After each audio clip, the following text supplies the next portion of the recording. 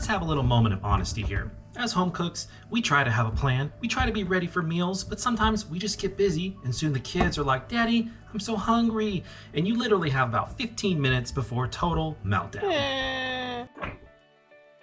And so, like any good home cook would do, I open my refrigerator, check inventory, see what I got that I can turn into a delicious meal. Looks like up here I've got some green onions, a random zucchini, some broccoli, which I think is like 2 weeks old. Not much over here. I know I got some chicken stock, spinach in the back, which I'm saving. Down here is mostly snacks, it looks like, but I do have a half a head of cabbage. I got carrots back here. I don't know what this is. Oh, it's leftover lentils. Down here, I got some cucumbers. Oh, there's some chicken breasts too. Scratch that. It's a chicken breast and a half. I think I used the other one to make quesadillas the other day or something.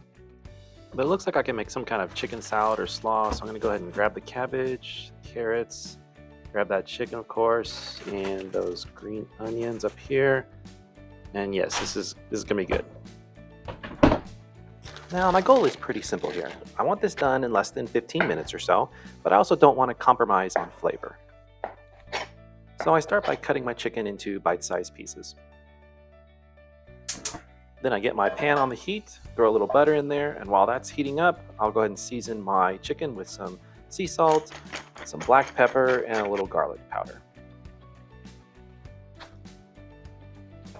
Then I get that into the pan so it can start to sear.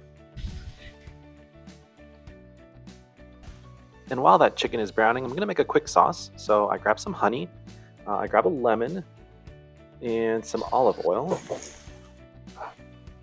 And I just need to throw that together. So I'm going to squeeze the juice of half of the lemon, add about 2 teaspoons of honey, and then just a drizzle of olive oil. Then I get back to my pan to flip the chicken, and I let it sear on the other side for about a minute or so, and then I add the sauce in. I toss that around for a few seconds, and then I am going to add one more ingredient, coconut aminos. This is just to add a little bit of umami. You could also use soy sauce if you don't have coconut aminos. Now I'm going to add a second pan to the stove, and I'm just going to toast some sesame seeds and just toss a little bit into the chicken as well. Now the chicken is pretty much done, just needs like 30 seconds more here, and I want to pull it off of the heat before the sauce cooks off.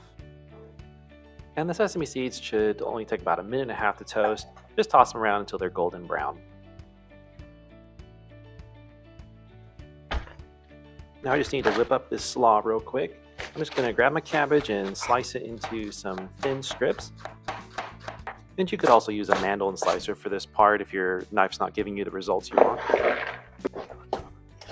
Then I grab 2 carrots and I peel them and grate them. Simple as that. And then those green onions just need to be diced up and added. And finally, the other half of the lemon, we'll squeeze that in there and then just give that a little bit of a toss. Then I pour that hot chicken in there along with the sauce, and I stir it up until everything is well coated. Then it's time to serve it up. And of course, sprinkle on some of those toasted sesame seeds. And this is how I'm serving it to the kids, but of course on mine, I'm going to add some hot sauce, or in this case, some crushed red pepper. Here you go, guys. Thank you, Daddy. Thank you, Daddy. I'm so hungry. I'm so hungry too.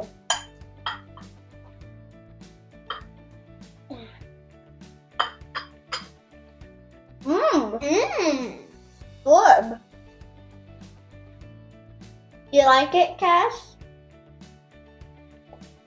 It's pretty awesome.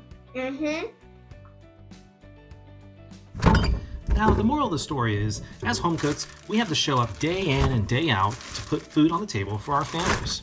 And even though it's great to have a plan or follow a recipe, sometimes as home cooks, you got to work with what you got and still make it delicious. Good luck in your kitchens. We'll see you next time.